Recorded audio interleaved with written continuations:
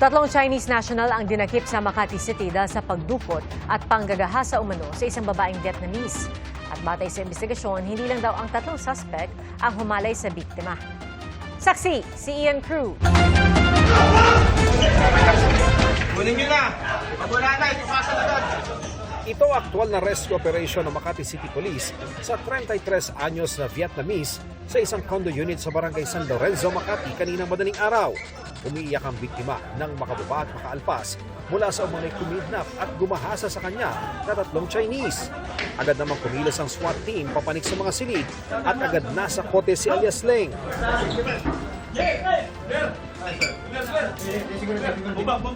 At dalawa niyang kasama. Ayon sa mga otoridad, nitong June 2, dinukot umano ng mga suspect ang biktima sa common area sa kondo ng kanyang kaibigan sa barangay Bel Air. Dinala raw ang babae sa kondo ng mga suspect sa barangay San Lorenzo kung saan umano siya ginahasa. Ayon sa hepe ng Makati Police, malaki ang posibilidad na pinagdroga pa ng mga suspect ang biktima, lalo't may mga sensitibong video sila na na-recover. Sa sumbong ng Vietnamese sa mga pulis, dinala pa raw siya ng tatlong suspect sa Tagaytay City. Doon ulit, may nakaabang na dalawang Chinese nationals at ginahasa po ulit. So, bali 5 ang nanggahasa sa kanya.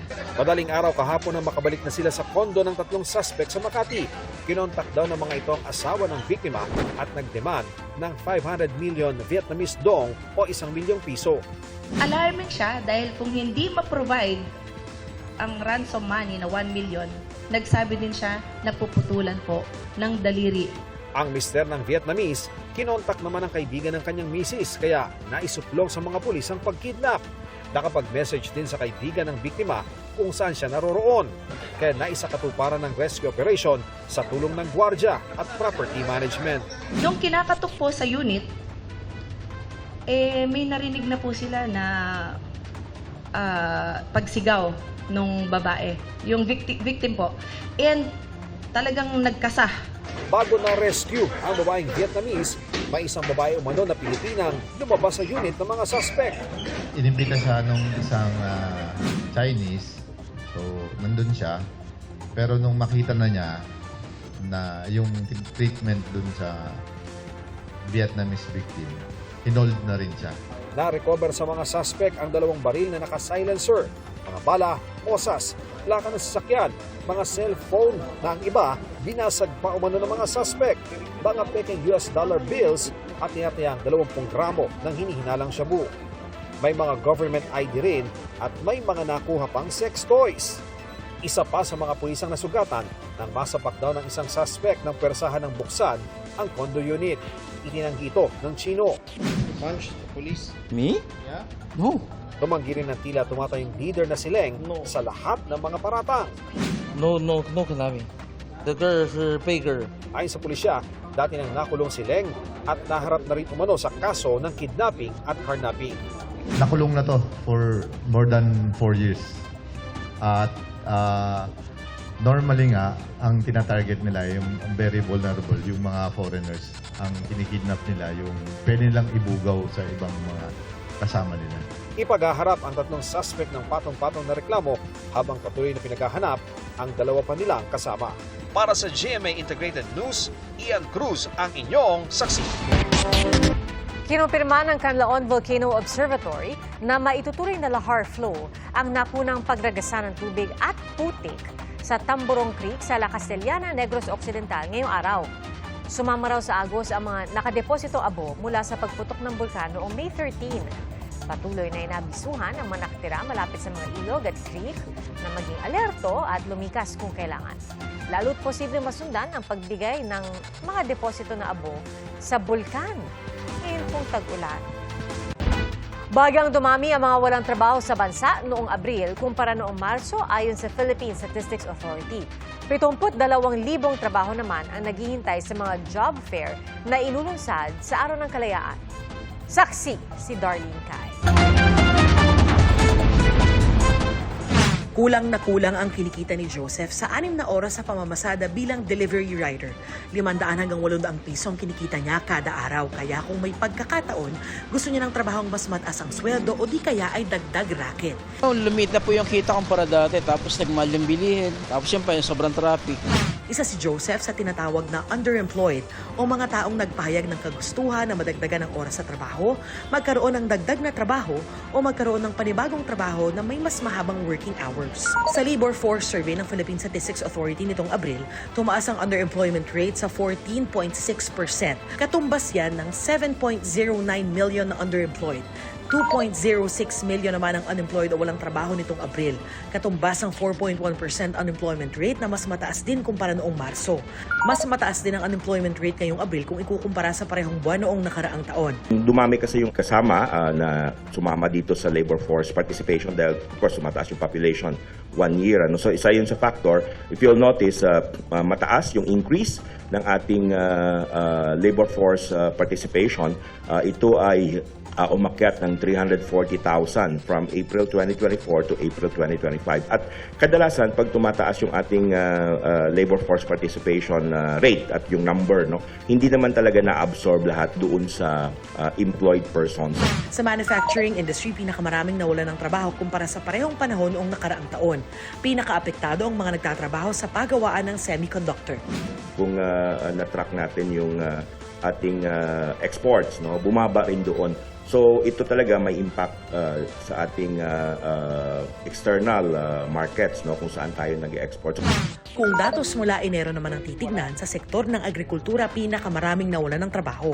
Isa sa mga nakikitang dahilan ay ang pagbaba ng presyo ng palay. Nakita namin nung February pa, saka nung March, may pagbaba na talaga sa agriculture sector, in particular yung growing of paddy rice. Year on year, dalawa ang nakikita namin, anong sinasabi sa amin na factors dito. Una ay yung pag-introduce ng mga machineries, particularly sa pag-harvest. At ang sinasabi, lumilipat sila sa construction, kaya may mga pagtaas tayo ng construction.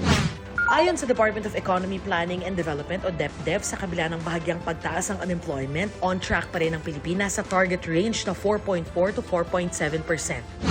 Patuloy na pinalalakas ang employability ng mga naghahanap ng trabaho at mga manggagawa gaya ng pagpapalakas ng technical, vocational, and livelihood track sa senior high school government internship program para sa mga bagong graduate at skills training.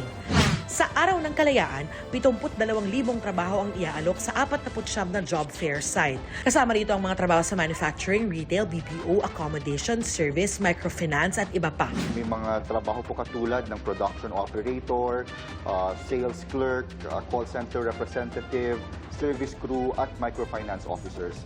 Inanyayahan po natin ang mga kababayan natin at magtungo po sa ating online job matching portal, ang PhilJobNet po. Sa gitna nito, pinagdedebatihan pa ng mga mambabatas kung magkano ang pinalahalagang ipapasa nila sa legislated wage hike bill. Kung ang 100 pesos na naunang ipinasa ng Senado o kung ang 200 pesos na ipinasa ng Kamara. Pupulong namin kay Presidente kung pag-aralan mabuti itong minimum wage increase dahil ito ay nakaka-affect hindi lang sa ekonomiya natin, lalong-lalo na sa investment. At saka napakalaki yung i-impose nila.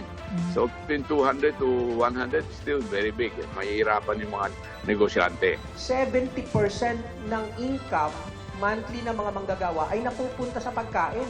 Alam niyo naman ang pagkain. Umaga, merienda, tanghalian. So ang bilis ng ikot.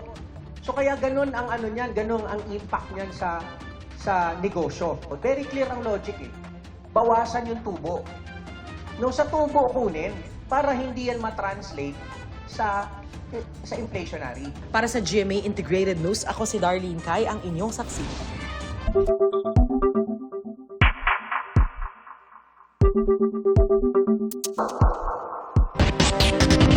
Iginit po ng isang impeachment prosecutor na hindi pwedeng i-return to sender o basta lang ibasura ang impeachment complaint laban kay Vice President Sara Duterte. Saksi, si Tina Panganiban Perez. Wala nang atraso ng House Prosecution Panel sa impeachment proceedings laban kay Vice President Sara Duterte. Ayon kay impeachment prosecutor Isabel Maria Zamora, walang nakalagay sa konstitusyon na pwedeng basta na lang ibasura ng Senado ang Articles of Impeachment o pwede nilang bawiin ang Articles of Impeachment o pwede itong ibalik ng Senado sa Kamara. Ayon kay Zamora, malinaw ang konstitusyon. Kapag may Articles of Impeachment, kailangan magsagawa ng paglilitis ang Senado. Returning it to sender or dismissing the impeachment complaint right away are unconstitutional acts. Ang nasa batas po natin, unang-una sa Ligang Batas, pagka-transmit po natin ng article sa Senate, tuloy-tuloy na yon. So there's no option for the senators to dismiss it. There's also no option for the House to withdraw it. Ito rin ang sabi ni Assistant Majority Leader, Representative Zia Alonto Adjo. That's not possible kung i-withdraw yan natapos na po yun ng House of Representatives. We have voted on the impeachment articles of impeachment. Ano naman yung magiging message yun sa ating taong bayan? No? Na urong-sulong. Ayon kay Impeachment Prosecutor Representative Isabel Maria Zamora, nakatutok ang House Prosecution Panel sa paghahanda para sa gagawing presentasyon ng Articles of Impeachment sa Senado sa June 11. Katunayan, lahat daw silang 11 prosecutors ay inaasahang dadalo. Sabi ni Zamora, nakapag-practice na raw si impeachment prosecutor at Batangas 2nd District Representative Jervy Luistro ng pagbabasa ng Articles of Impeachment kasama ang private prosecutors. Napag-usapan din anya ng House Prosecution Panel ang draft resolution ni Senator Bato de la Rosa na nagbabasura sa Articles of Impeachment. The mere fact na nag-draft sila ng isang resolution that openly violates the Constitution is shocking for us. Hininga namin ng reaksyon ukol dito si Senador de la Rosa pero hindi pa siya tumutugon. May ikinakasa ng prayer vigil ang ilang grupo para ipagdasal ang Senado na ituloy ang impeachment trial ni Vice President Duterte. Para sa GMA Integrated News, Tina Panganiban Perez ang inyong saksi. Ni-radio challenge ng barko ng Philippine Navy ang isang Chinese warship na dumaan malapit sa isa sa mga islang okupado ng Pilipinas sa West Philippine Sea. Saksi si Chino Gaston. Sa pangatlong araw ng Embedded Maritime Patrol ng AFP sa Kalayaan Island Group, nagpakita ang isang Jiangkai-class frigate ng China na may bow number 525 kasamang dalawang Chinese maritime fishing vessel mag-aalas 8 kaninang umaga. Na-detect ng BRP Andres Bonifacio ang Chinese warship habang dumaraan ito sa may Panata Island. Lumapit ang Chinese warship at agad itong ni-radio challenge ng BRP Andres Bonifacio. Chinese warship 525, this is Philippine Government Vessel 17. You are within the Philippine Territorial Sea. You are state party of UNCLOS. You are endangering the relationship of our countries. Leave immediately. Over. Hindi raw agad sumagot ang Chinese vessel pero matapos ang ilang ulit na challenge, sumagot na rin ito. Lumapit daw ng 4.6 nautical miles ang barko ng China pero wala naman itong ibang ginawa kundi mag-counter radio challenge. We conducted the standard radio challenge within the territorial waters of Panata Island. They counter challenge and we counter challenge that Panata Island and KIG is part of the Philippines. Once we issued our radio challenge, they immediately changed their course going to Subi Reef. Hindi na bago para sa mga kapitan ng Philippine Navy ang mga ganitong bigla ang pagsulpot ng mga Chinese warships sa West Philippine Sea. Minsan nga, sobrang lumalapit daw ang mga Chinese warship.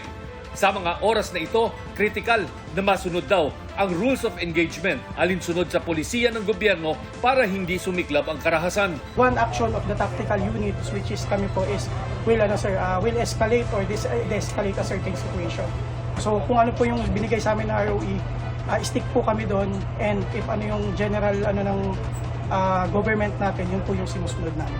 Although yung pressure na dyan, sir, pero that's why we are trained, sir. We are trained to have a decision na mag-conduct ng thin line para to avoid any action na magiging detrimental naman po sa government natin. Sa kabuuan, naging matagumpay ang maritime patrol ng BRP Andres Bonifacio sa kabila ng pagkansela ng nakatakdang aktibidad bukas dahil sa low pressure area. We were able to show the public two things.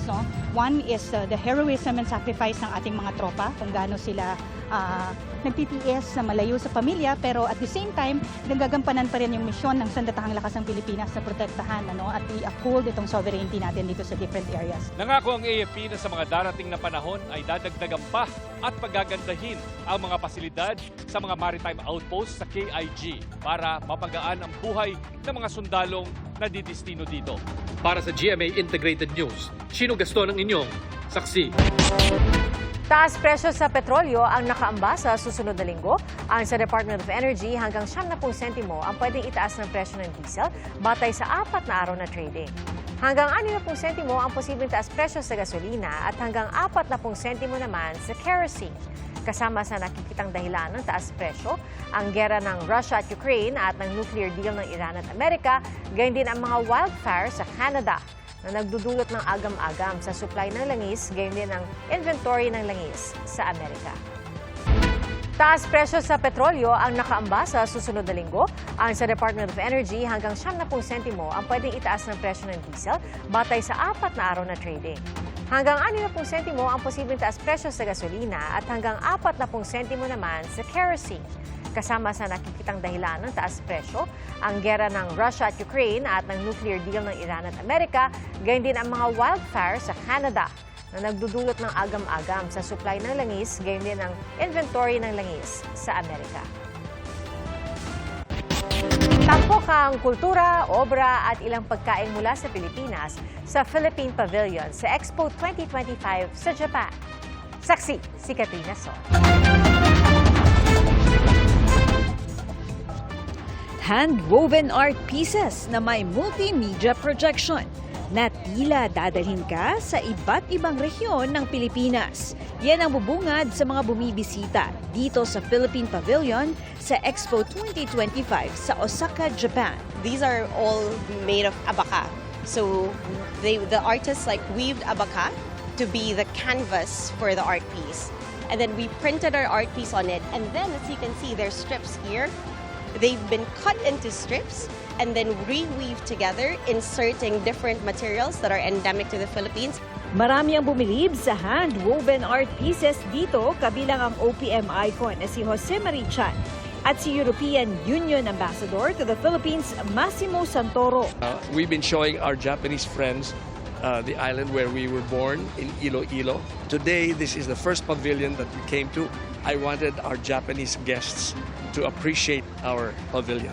It's amazing. I was not aware that there are tissues from the various regions, and I think when it is about colors that are represented on the picture, I immediately found again the colors that I'm learning to visit in the country. It's not like Japanese style, so it's really new style for me, and I really love it.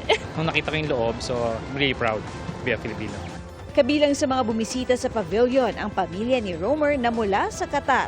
Binigyan siya ng pakilala bilang ika-300,000 na bisita. Very surprising, nakakataba ng puso na nagkaroon pa na ganito na pang 300,000. Dapat kung bibisita ka lang din sa Expo, dito ka dapat unang pumunta. Be proud of your country. Sumabay rin sa mga cultural dance performances sa mga bisita. May mga sumubok din ng Filipino traditional hilot. It was amazing, ang sarap. The hilot was very energetic, but paradoxically, I get out of this hilot more relaxed. Isa rin sa mga talagang pinipilahan dito sa Philippine Pavilion sa Expo 2025 ay itong hain. Dito nga sa hain ay isinuserve nila ang ilang mga Filipino food tulad na lamang ng halo-halo, adobo at okoy. I tried already and it's very nice. Adobo, I like very much. This is my favorite, adobo chicken. Very, very good. Very, very delicious. Para sa GMA Integrated News, Katrina Son, ang inyong saksi. Mga kapuso, maging una sa saksi. Mag-subscribe sa GMA Integrated News sa YouTube para sa iba't ibang balita.